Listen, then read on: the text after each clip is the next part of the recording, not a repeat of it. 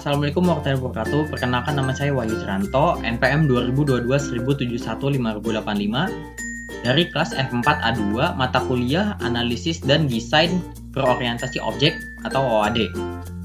Di sini saya akan mempresentasikan aplikasi yang telah saya buat yang namanya aplikasi penjadwalan Hotip.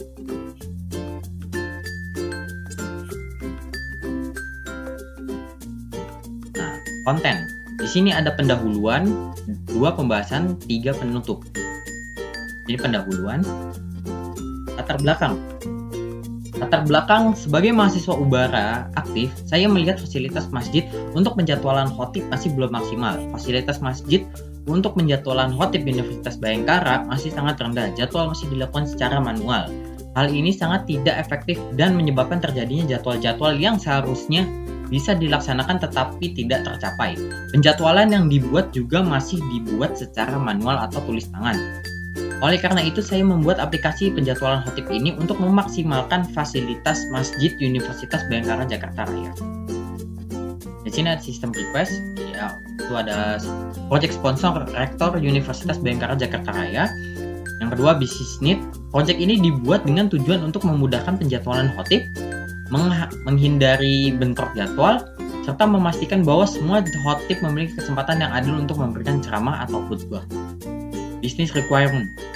Dengan menggunakan aplikasi penjadwalan Hotip ini, dapat meningkatkan efisien dalam penjadwalan Hotip, meningkatkan efektivitas dalam pelaksanaan khutbah, memudahkan Hotip dalam melaksanakan khutbah. Fitur-fitur utama yang ada pada sistem ini adalah 1. Beranda atau tampilan awal, 2. Jadwal, 3. Data Hotip, 4. Penjadwalan. Business value.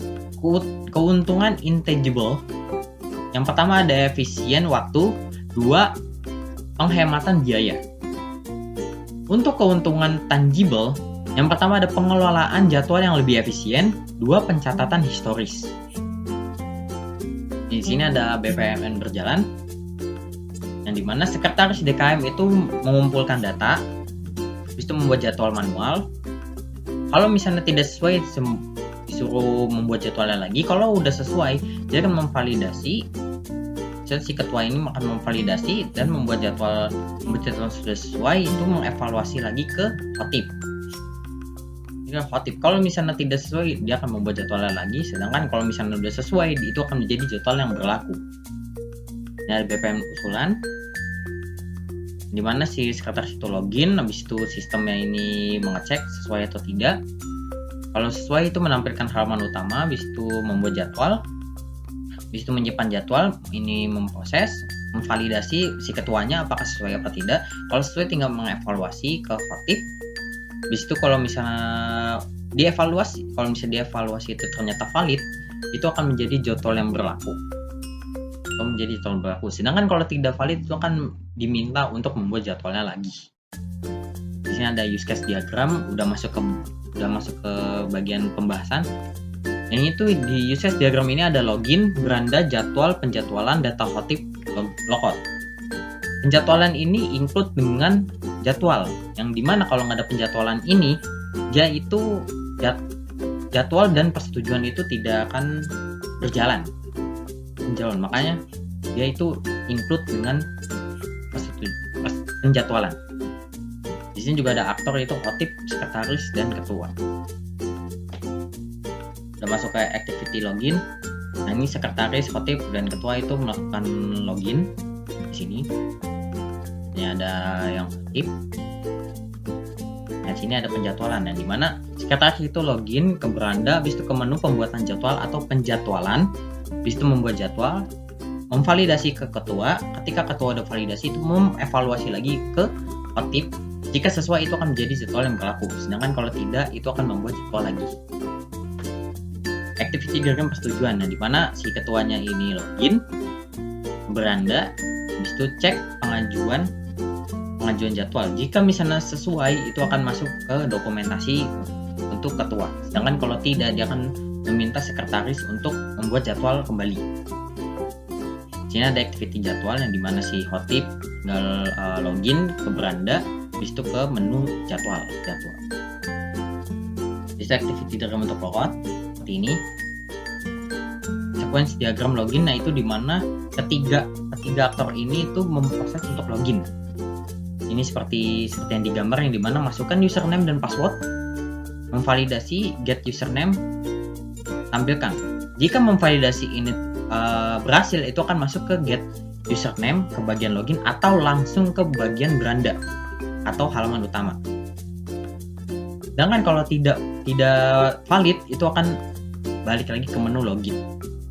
Jadi ada sequence diagram penjadwalan yang dimana membuat jadwal, memvalidasi, get jadwal, evaluasi jadwal yang berlaku. Itu kalau sesuai. Tapi kalau nggak sesuai, itu akan balik lagi ke menu pembuatan jadwal, yang dimana itu si sekretaris harus membuat jadwal yang lebih efisien untuk si hotip. Di sini ada sequence diagram untuk logout. Di sini ada kelas diagram yang dimana ada login, beranda, jadwal, penjadwalan, data hotip. Di sini ada tambahannya seperti persetujuan, sekretaris, dan ketua. Di sini ada state diagram untuk login seperti ini.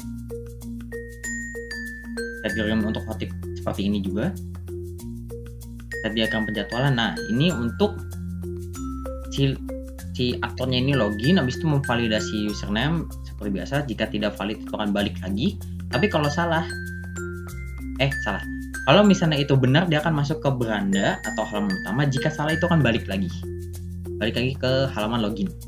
Habis itu di sini juga ada dua pilihan, yang dimana bisa langsung melihat jadwal atau ke menu pembuatan jadwal. Di sini ada penjadwalan, ke menu pembuatan jadwal. Habis itu input keterangan waktu, misalnya kayak tanggal, siapa nama hotipnya yang mau khutbah, jadwalnya siapa yang cocok gitu loh. Habis itu generate jadwal. Ini akhir. Ini persetujuan yang dimana di ketua tadi itu login, validasi username, password, habis itu ke beranda web, habis itu cek pengajuan jadwal, habis itu persetujuan. Terus bisa melihat jadwal juga. Di sini ada step diagram untuk jadwal, di mana tinggal itu si aktornya login, validasi username, beranda, lihat jadwal hotip. Kemudian ada deployment diagram, ini seperti ini. ERM ini seperti ini juga. Ini ada tabel data spesifikasi database, yaitu tabel yang pertama ini desain tabel untuk pengguna seperti ini. Sini juga tabel untuk tabel data. Ini tabel 3 desain tabel penjadwalan. Ini untuk jadwal.